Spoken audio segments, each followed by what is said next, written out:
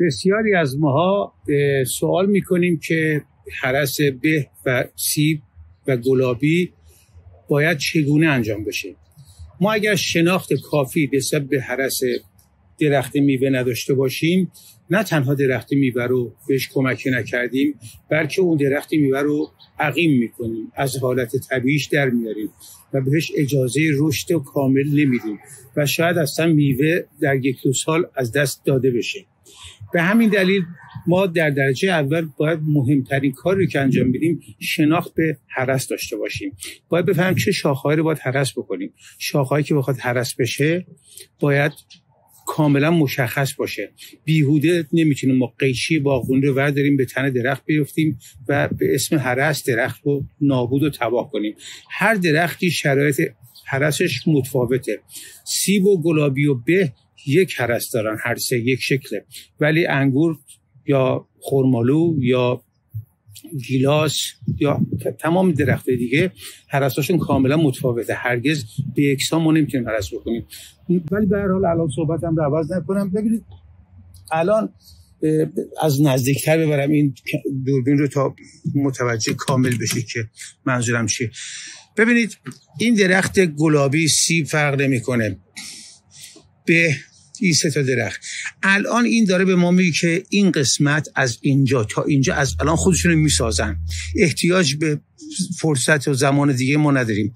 الان این ببینید این قسمت شاخه 4 تا اینجا ما داریم، 5 6 7 8 9 10 11 12 13. این 13 تا قرار همشون به میوه تبدیل بشه.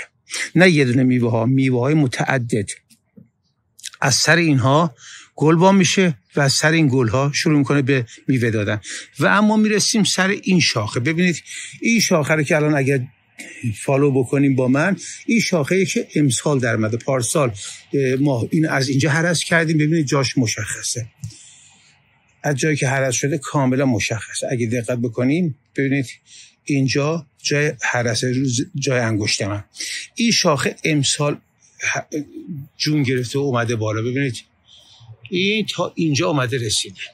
خب الان ما مجازیم به هرس کردن این شاخه.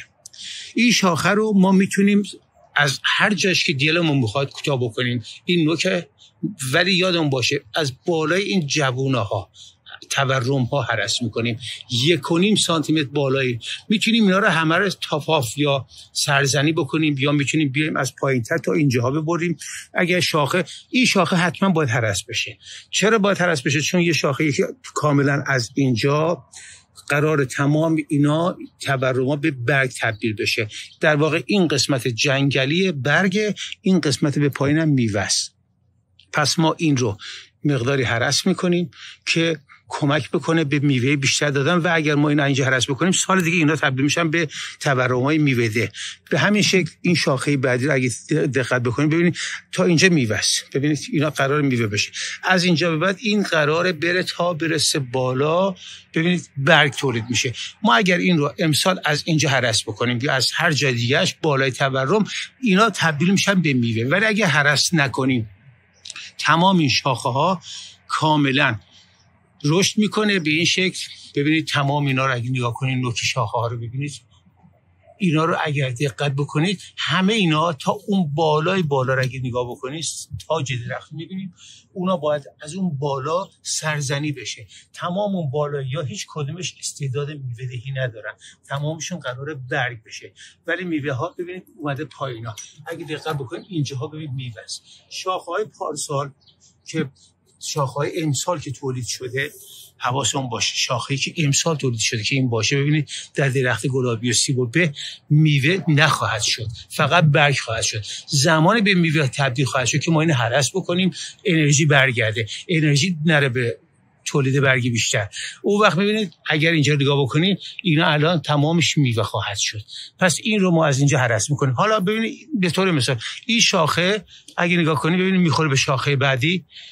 این الان از پارسال رشد کرده، از امسال، اول امسال ببینید از دل این درخت رشد کرده. ما میتونستیم در زمان هرس سبز حذفش بکنیم ولی ندیدیمش، مونده.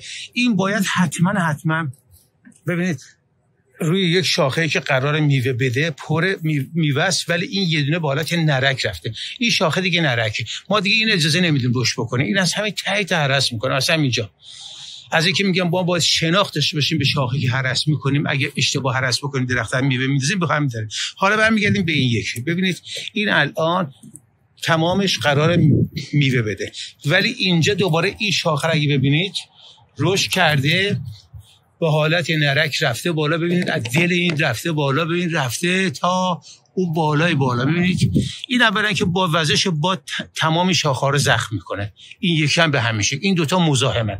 پس ما اینو چیکار میکنیم؟ این رو نمیاییم از ته قطع بکنیم. به چه دلیل؟ به این دلیل